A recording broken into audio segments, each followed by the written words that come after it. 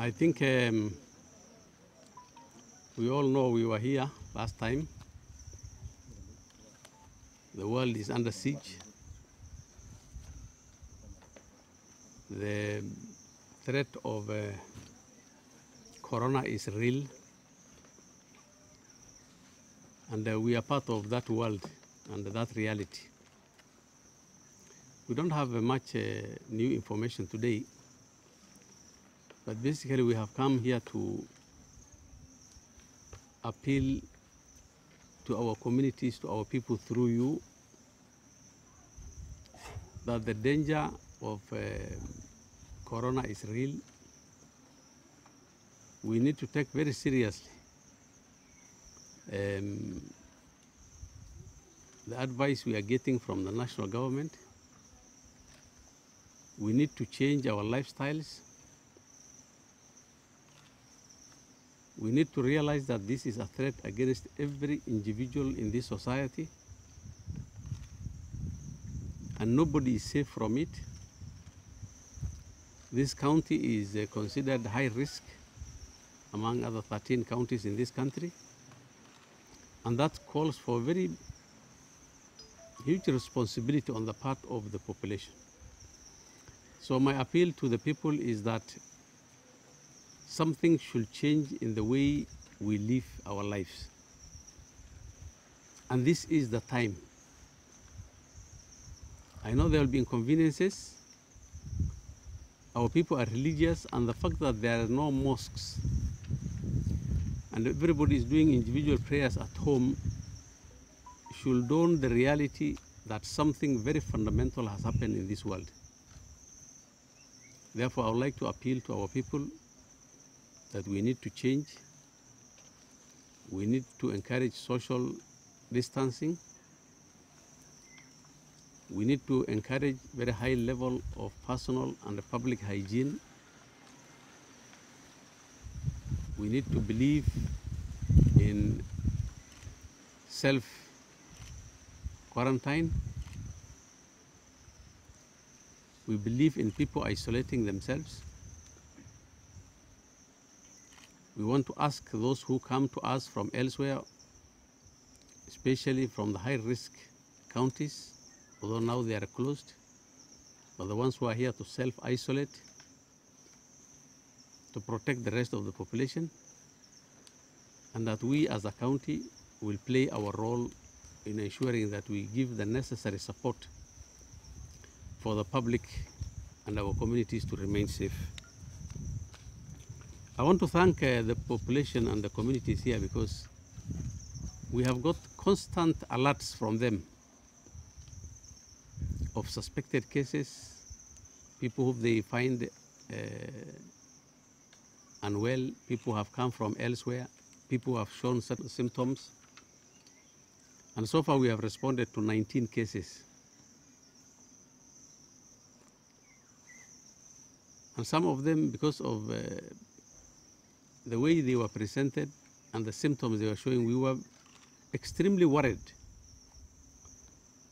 that we will have a case here. But fortunately, alhamdulillah, I think all cases which were responded to and which were isolated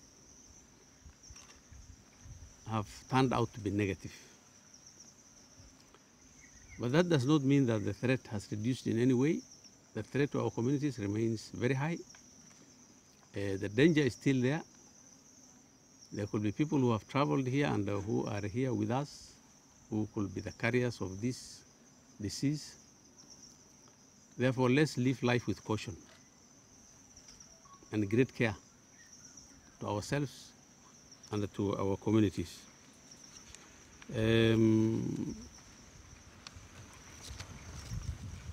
As I said, there were 2 suspected cases. Both of them turned out to be negative. We continue to have very high levels of surveillance and alert response staff. Therefore, we want to encourage, while we thank them for whatever they have done so far, for the public to continue reporting to any suspected cases. We have trained the staff 100 health workers so far who are now experts and trained in response and attending to these cases. The activities and the preparedness preparations in our sub-counties continues. So far we have about 30 bed capacity in our isolation unit. And we are in this together, all of you. And I would like, if you go to our town here, you get the impression that the civic education among our people you may suspect is low. But I think I will call that defiance. People who are aware of the threats, the dangers, the need for change, but who are not changing. We want you people as the media community to help us, to bring to the attention of our people that there is need to change, and it's a life and death issue, and our people need to change their lifestyles and the way they do business, the way they live their social life. Something needs to change, and it needs to change now. I'm a bit worried by the fatalistic nature of our people's lives. Of course, we all believe in Qadr and in destiny, and what will happen to you will happen to you. But in the presence of this pandemic, there's need for change, there's need for response from our communities, and there's need for them to be very, very careful and live their lives and the interests of others in a way that protects oneself and also others. I want to thank our partners who have played a very big role in response to this pandemic or to this emergency: UNICEF, Red Cross, UNHCR, WHO, Save the Children, the national government, Kijab AIC Hospital, and above all, I would like to thank our health workers for the marvelous job they have done so far. And I want to thank you people of the press for the efforts you have made to ensure that the communications, both from the national government and from our local leadership, is disseminated to our people, and everybody knows the dangers in which we are in. That's what we have come to say. Maybe you have your own questions you can ask. We will answer them. But I want to appeal to you that we are in this together. This is a time like no any other time in the past. There's need for cooperation. There's need to work together. Thank you. I think we will not ask them what they have done, because you have already observed that something more needs to be done. I would like to ask them, to the hospital leadership, to the department leadership, that we should educate, and educate starting with our own institutions.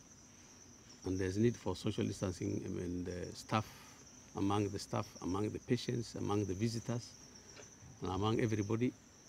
And I am sure that will be done. I think there's a very high level of awareness. Yesterday, the day before yesterday, a young man called me and he told me he got married in the presence of only 5 people. Somewhere, I don't know where. So, and I was very happy because it showed that,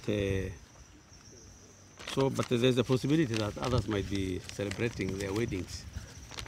So we would like to appeal, and we want the word to spread, that in these times, we should change even the way we wed. And we shall take the example of that gentleman who wed with only 5 people. Therefore, I think since there's a possibility that some people might still be carrying out some elaborate weddings of the past, but I want them to come to an end. I have not heard of any. I think the meetings should not take place. Those weddings should not be there, and the people should keep away from each other, or at least observe social distancing. I think there's a Meera issue. For one, once we gave the verdict here that we had banned the transportation and sale of Meera, I think it took quite some time for the enforcement to take effect. There was a slow process of effecting it. But we were happy that in the last 1 week, there was some quite effective enforcement. But there was an announcement yesterday by His Excellency the President categorizing Meera in a category of cash crops or foodstuffs which need to be transported. And you know, His Excellency the President is the boss. When he gives his verdict, then we get confused what the position of our small fiats here was. I want to assume that we will take the position of the President. Something will change in the way we deal with Meera. If it has been made legal by His Excellency the President, then it is legal. I cannot make it illegal myself.